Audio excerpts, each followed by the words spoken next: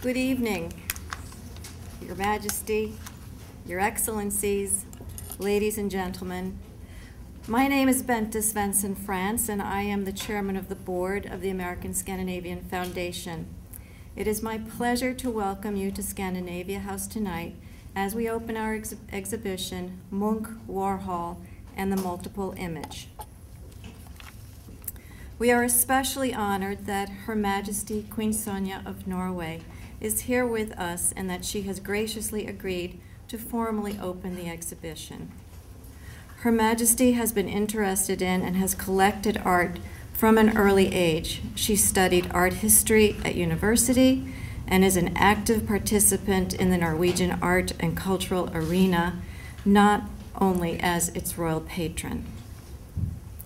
She is a knowledgeable and avid collector, a supporter of contemporary art and artists, and a champion of Norwegian contemporary art. She is also a very skilled photographer.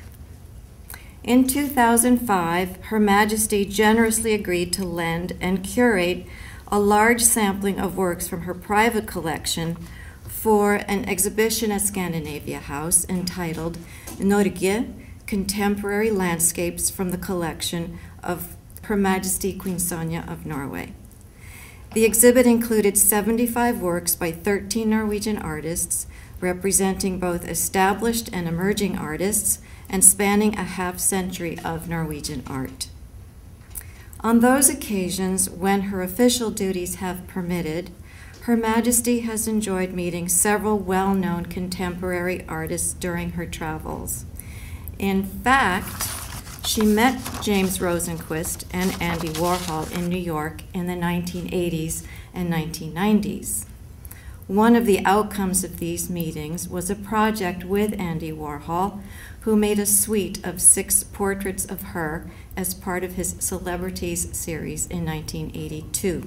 It seems especially appropriate, therefore, that Her Majesty is here today as we celebrate the works of these artists, as well as the work of the iconic Norwegian artist Edvard Munch. Your Majesty, we are honored to have you here with us, and we are extremely grateful for your patronage and support. Your Excellencies, ladies and gentlemen, please join me in welcoming Her Majesty Queen Sonja of Norway. Ladies and gentlemen, distinguished guests, it is indeed exciting to be back in New York City and Scandinavia House, as always. I greatly enjoyed my last visit here in 2011, when I opened the exhibition on leading Nordic artists of the late 19th and early 20th century. Today, I would like to congratulate the American-Scandinavian Foundation for the excellent exhibition this year, when we celebrate the birth of Edvard Munch 150 years ago. During the last 2 years, I've had the pleasure of opening the major Munch exhibition, The Modern Eye, in Paris, London, and Oslo. It has been fascinating to see the huge amount of attention it has received.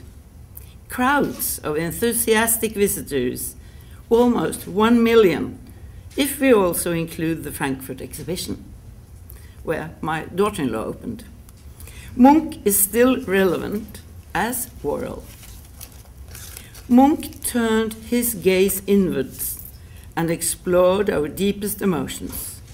Warhol, on the other hand, peers out from the surface, so to speak. One of Munch's famous quotes is, "No longer will I paint interiors with men reading and women knitting. I will paint living people who breathe and feel and suffer and love." At the other end of the spectrum, we find Warhol, who said, "I'm a deeply superficial person." We see the differences, and yet there are remarkable similarities between these two artists. Their repetition of works, the way they presented themselves, and the fact that they both used photography as studies. This exhibition shows us the strong connection between the works of the very early modernist Munch and Warhol's pop art. As we celebrate Munch this year, this encounter with Warhol's series of screen prints is a remarkable experience. Warhol's prints from 1984, produced 13 years after his visit to Oslo, truly resonate with the works by Munch. He copies Munch, but the result is unique. He captures Munch's intensity and then interprets the works in his own way. They say that time changes things, but you actually have to change them yourself, Warhol once said. Maybe this is one of the reasons why one of the world's most productive printmakers chose to copy these masterpieces. The works by Munch are introspective and focus on topics such as anxiety, death, love, and jealousy. Warhol expressed his philosophy in a single sentence. When you think about it, department stores are kind of like museums. And we can ask ourselves, what is the difference between fine art and commercial art? What is art? Maybe it is in the eye of the beholder. What the eye perceives defines the relationship between the work of art and the object. Maybe Warhol's interpretation of Munch helps us to reflect on his work, and perhaps to see art from a different perspective. I would once again like to congratulate Scandinavia House and the American-Scandinavian Foundation on this great exhibition. In 1982, I had the chance to meet Andy Warhol in his studio, as you heard, the factory. Unfortunately, I never met Edvard Munch. I was a bit too young for that, but just about, because I was 6 years old when he died. Tonight, however, I can meet them both, and I therefore am delighted and proud to declare the exhibition Munch, Warhol, and the Multiple Image open. Thank you very much.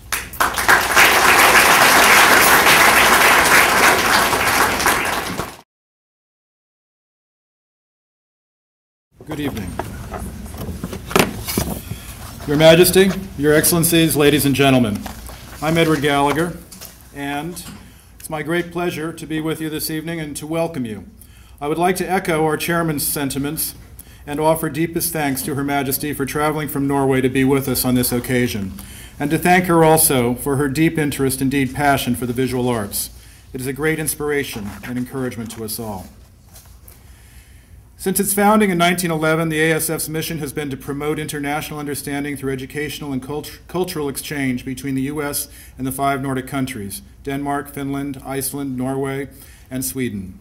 This exchange is fostered through fellowships, cultural grants, internships, and a wide range of programs offered here at Scandinavia House and abroad, from concerts to film screenings to children's workshops to language classes, and of course, exhibitions. In the 12 years since we opened Scandinavia House, the ASF has presented more than 50 exhibitions here, and the one we open tonight stands out as one of the most exciting and a terrific demonstration of Nordic American cross-pollination.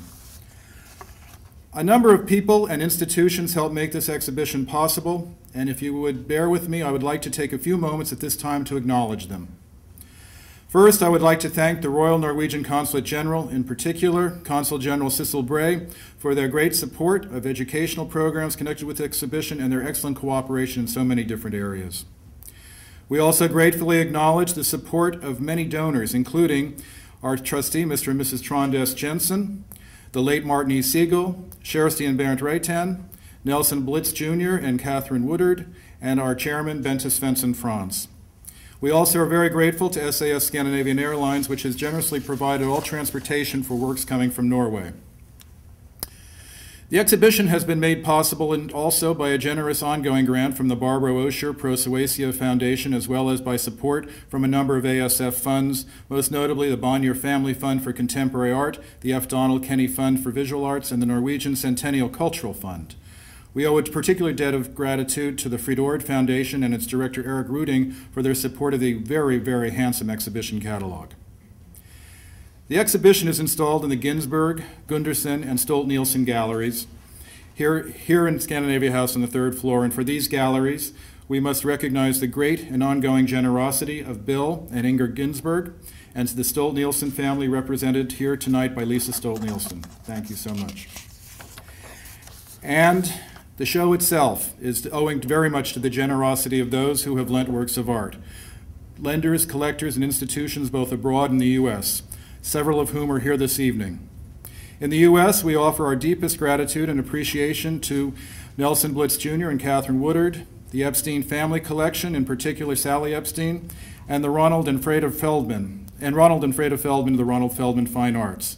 We also acknowledge the Jordan Schnitzer Family Collection of Portland, Oregon.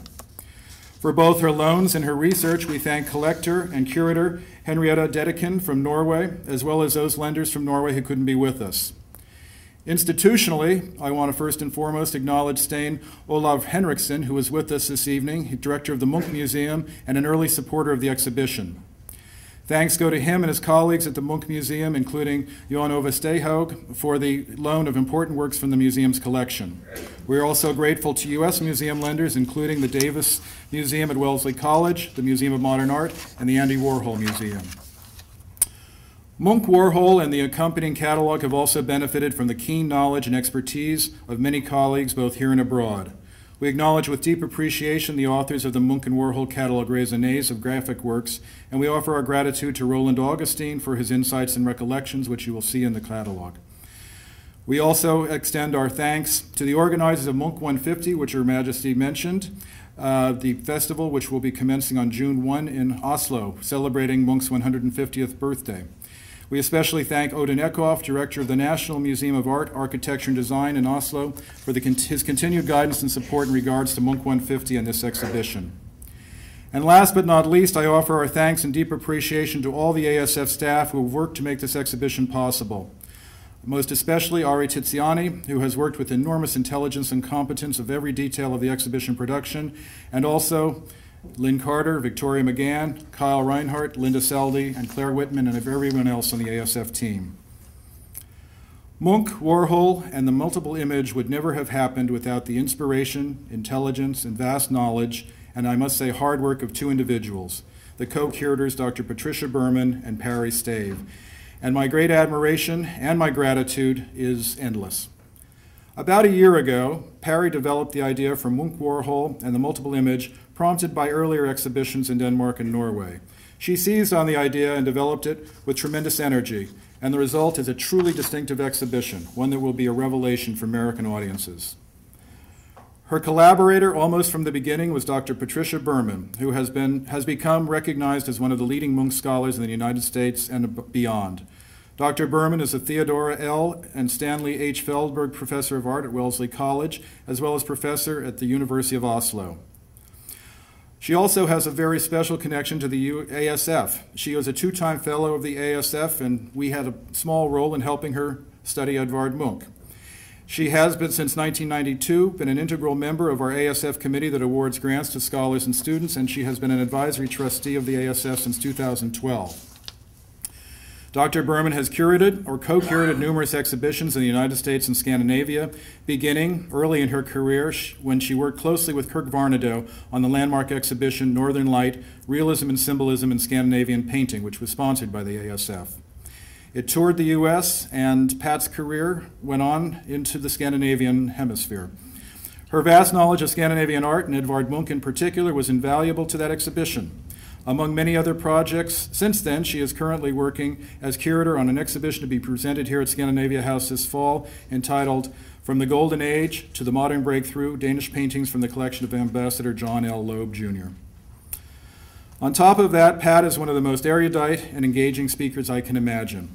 So it is with particular pleasure that I ask you to join me in welcoming Patricia Berman to the stage.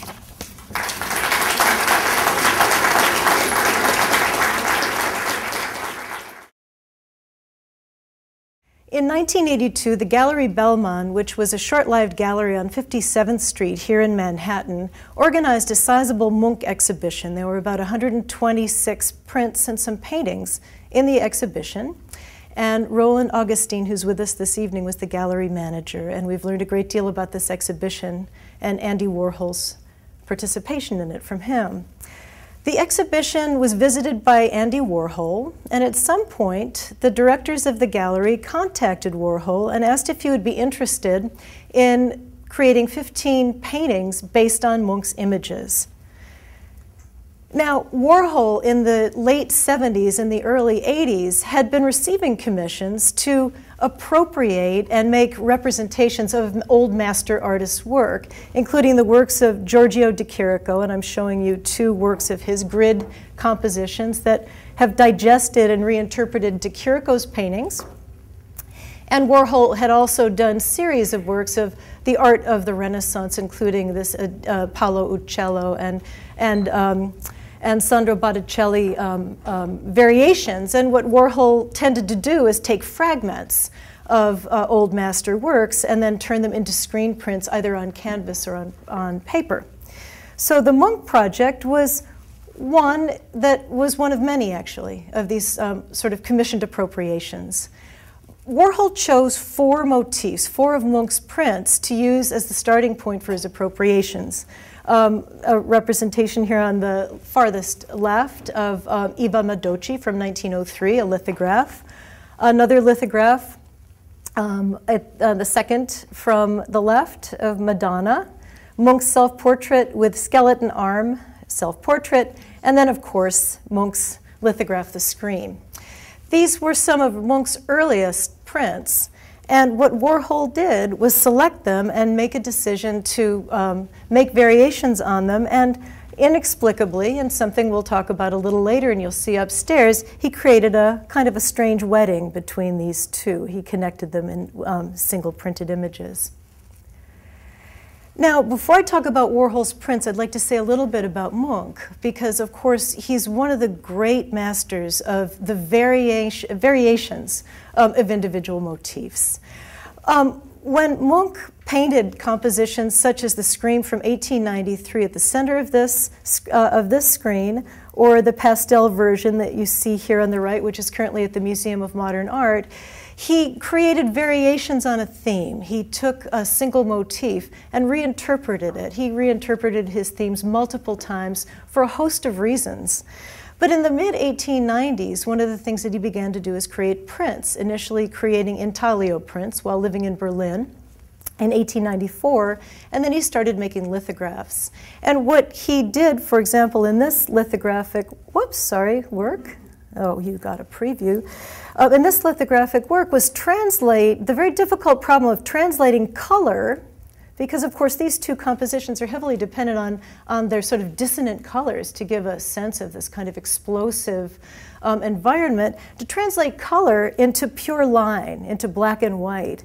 And he did so by translating all of these different colors, for example, in the original version, into lines of various angles and various thicknesses, so that the lines themselves become sort of carriers of a kind of a different flavor of visual expression.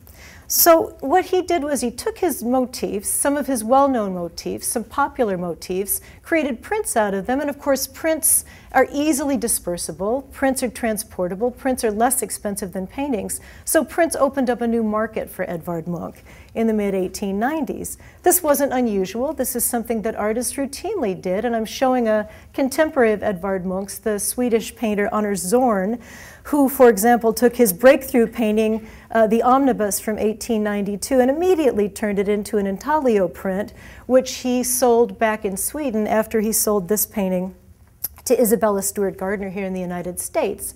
Prints enabled artists to disperse their motifs widely, so if a painting disappeared into a private collection, the motifs would live on. This is standard practice. Munch then went, of course, further than most artists of his generation even dreamed of doing by creating prints that themselves became starting points for new motifs as well. And I'm showing you 3 variations here of the Scream. in which, in the lithographic version that we have in the gallery, he's written the word Geschrei underneath the motif. He's written that on the lithographic stone, the scream, and then underneath it a little phrase, a kind of a prose poem that he had written a number of times and repeated in his diary. I felt a great scream through nature. And in variations, he explored this image, printing it on colored paper to create a great deepening of resonance, sometimes trimming the words off the bottom to create the motif all by itself, and then, of course, often hand coloring variations of the print. These variations, each one is actually a kind of an individual image. Each one has a different emotional charge. Each one has a different visual charge. And when he hand painted the images, each one of these prints, which after all are supposed to be multiples, became individual, became a kind of a hybridized image, singular as a painting, but multiple as a print. So what Munch began to do was make something quite unusual, which are single multiples or multiple singularities, something that we in the postmodern world love. And he made numerous variations on the motifs that we're going to see this evening in the gallery. One I wanted to call particular attention to is his self-portrait from 1895. And we're particularly lucky to have borrowed an early version of this motif from the Munch Museum. It's a trial proof, it's a lithograph, a trial proof of his self-portrait with a skeletal arm beneath his head and his name written on top and the date written up above as though his face is staring at us somehow through the grave out of darkness. In the earlier version, in the singular trial proof, it's the only version of this that we know of anywhere in the world. In this image, you still see his body, his shoulders. And so it's a rather conventionalized image of a figure bursting out of darkness, almost like a Rembrandtian kind of motif. And then he covered the entire background over with thick black pigment so that his face kind of floats and it becomes a strange, uncanny symbolist print. So in looking at the stages of his prints, of course, we can always see his development as new ways of thinking. In a motif such as Madonna, I'm showing you two versions of it that you'll see in the gallery, he did multiple variations. There are 5 or 6 painted versions of Madonna. There's an intaglio print up in the gallery that you'll see.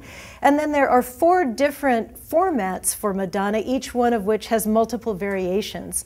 And it is one of the most repeated images in Munch's career, and one with tremendous variation and then some subtlety. And this is one of the things I wanted to point out as you go through the gallery and you look at these singular multiples or multiple singularities. Note that, for example, after first creating this image in the mid-90s and then modifying it in various kinds of ways, he added little tendrils of hair to the hip here and the hip here of the woman standing at the center. He scratched onto the surface of the lithographic stone. He modified the image. In fact, he made many, there were multiple lithographic stones that he used to make this image that he worked with simultaneously, so it's hard to keep track of what he actually did. He therefore kind of broke the rules of printmaking in many ways by offering these numerous reinterpretations, each of which was of great value to connoisseurs in his own period who wanted to collect every single version. So it's another kind of market strategy, which is quite brilliant, and enabled his collectors to buy a little bit of everything and for him to have produced more and more for them. In Eva Madocci, a portrait of a British violinist who is an intimate friend of his, he created this majestic portrait in 1903, and then around a decade later, he went back and he reimagined the picture as having an arm at the bottom, almost like a paired portrait to his self-portrait with skeleton arm. And as you'll see, many, many variations, reconsiderations over many years as he reimagined what his prints could do and how they could communicate. Now, when Andy Warhol approached these prints, Warhol not only appropriated them and repeated them, began to claim them, but he analyzed them brilliantly. These prints, which are unknown, virtually unknown to the American audience, and this is, by the way, one of a Warhol interpretation of self-portrait with skeleton arm entitled After Munch, self-portrait with skeleton arm after Munch, and this is Munch's print, which is actually greatly diminished in relation to this huge print. When Warhol looked at Munch's prints, he honored them in a way that he hadn't with the other old master prints. He didn't fragment them. He didn't tear them apart. He didn't put them in grid formations. He kept them intact and looked deeply into how they were made and deeply into many of Munch's meanings with the prints. And one of the things I wanted to point out is the way in which he created kind of a sandwiched image over and over again with Munch's representations and then his own additions.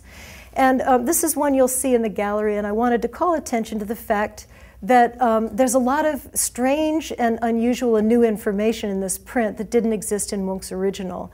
And I wanted to use it as an opportunity to speak briefly about Warhol's technique, which was to order up photographic reproductions of the original prints. So when Warhol began to work with Munch's images in order to revise them, to redo them and rethink of them, he didn't use the original prints, but he used reproductions. And sometimes he used rather cheap reproductions from catalog reproductions. He then would have them blown up photographically to multiple times their original size.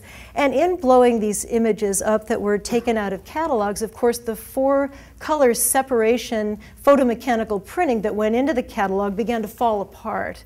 And so when the image is blown up, and this is something you'll see again and again in the galleries, you end up with areas of Warhol's prints that actually are little dissolving dot systems that suggest to you that you're looking at a blown-up, cheap magazine reproduction.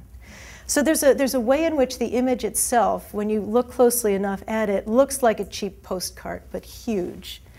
And Warhol, in many ways, struggled to maintain that look by controlling the thickness of the ink on his prints. Some of the prints have very thick ink on them, and you can't see this dot system. But where it's thin, you can see the reproduction.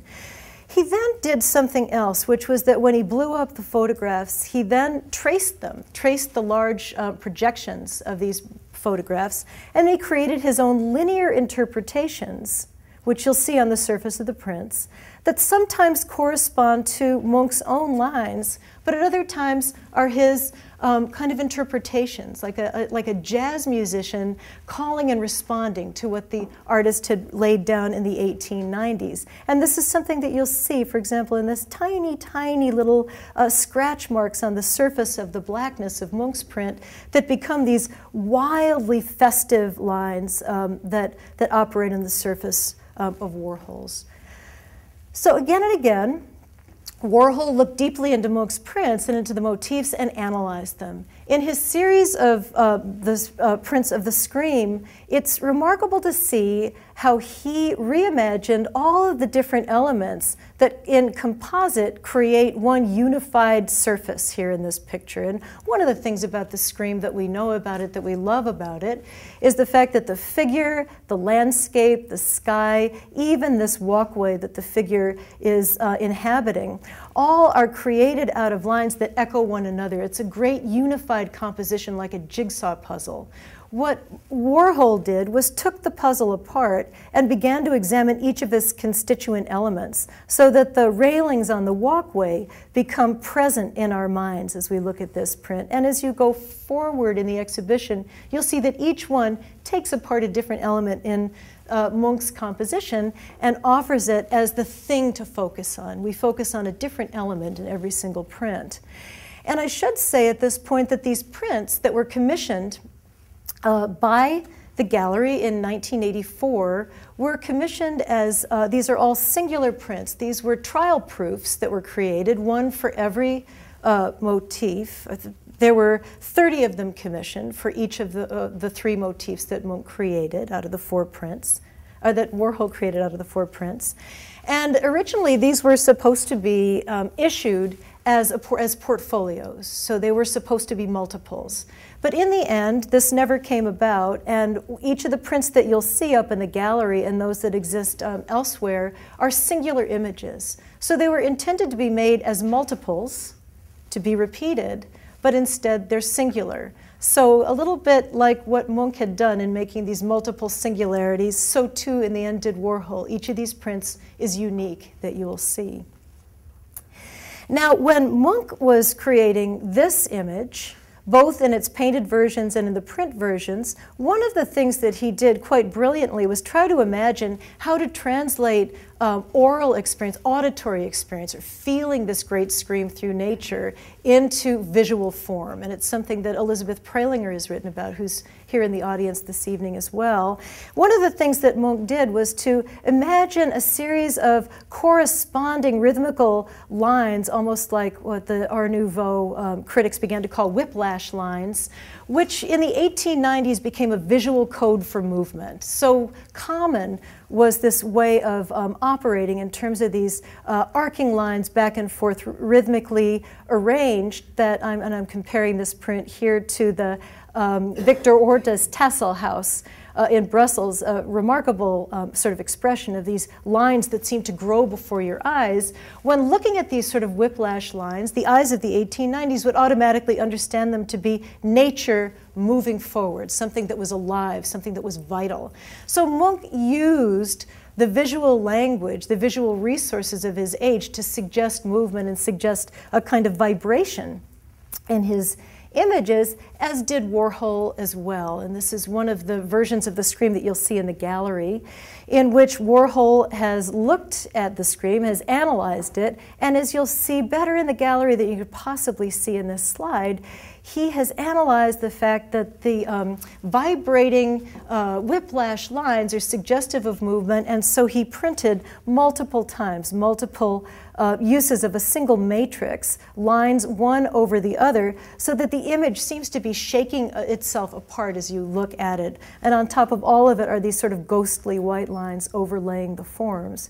It's almost like do you remember the old television sets? Probably some of us do, but some of us are probably too young to remember, where the picture is jiggling before your eyes. It's that kind of sensation that you have when looking at that. Warhol using the visual means at his disposal in his moment to suggest a kind of a sense of movement or vibration, analyzing what Munch did and making it deep and making it meaningful for the 1980s. Just as he took the image of Eva Madocci and turned her into kind of a disco queen, right, with this, her fabulous colors and her endlessly sweeping hair. Now, in creating these images, Warhol worked in collaboration with the master printer Rupert Jason Smith. And Smith would often take instructions from Warhol about printing these images, about which layers of color to put down first. And when you see Warhol's prints, you'll see the multiple layers of ink and layers of color. And took a lot of inventive liberty in creating the images themselves. So in many, many ways, these prints are about a collaboration between the artist and the master printmaker. And one of the things you'll notice is this, a series of lines overlaying the work, Warhol's lines, that he had traced the original print, which are multicolored. They look like variegated yarn, and it's the use of dollops of ink that have been laid over the silk screen. These are all screen prints, and pulled across the print, creating what he called his rainbow roll. So you'll see this kind of rainbow effect, and in some of the prints, you'll see the rainbow effect in collaboration with a number of other experimental ways in which Warhol and Smith used their matrices, the silk screen itself.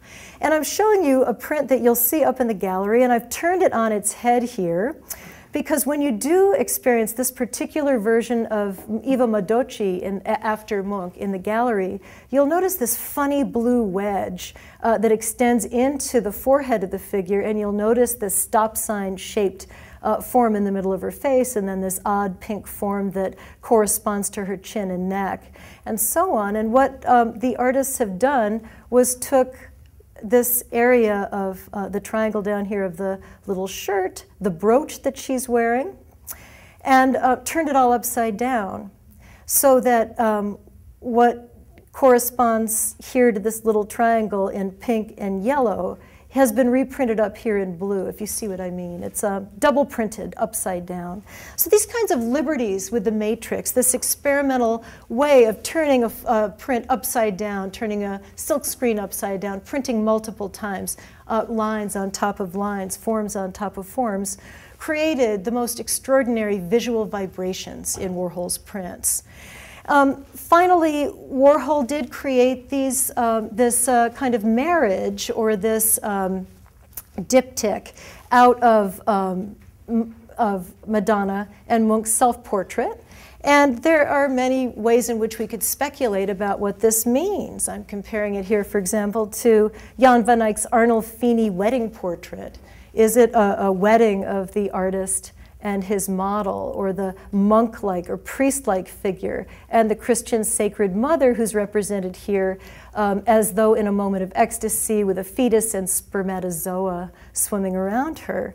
Is it a sacred family of the modern age in which this little fetus form here, who you see double printed, is maybe the third member of some kind of new sacred family that Warhol was inventing? In the end, we don't know whether this is an act of irony, this is an act of homage, but what it is an extraordinary adventure in printmaking. It's a moment when one artist is looking at another artist's work, recognizing the artist's work for the depth that it brings forth, but in the end, it's also a print about prints themselves, because when you look carefully at this double image, as you'll do in the gallery in just a moment, you'll notice that Warhol has gone out of his way to reproduce the images at slightly different sizes, and he's allowed for complementary colors, dissonant colors, to appear around the prints and in the middle like a little trench. So when you look at this particular image, you know that you're looking at a print about prints, about printmaking itself.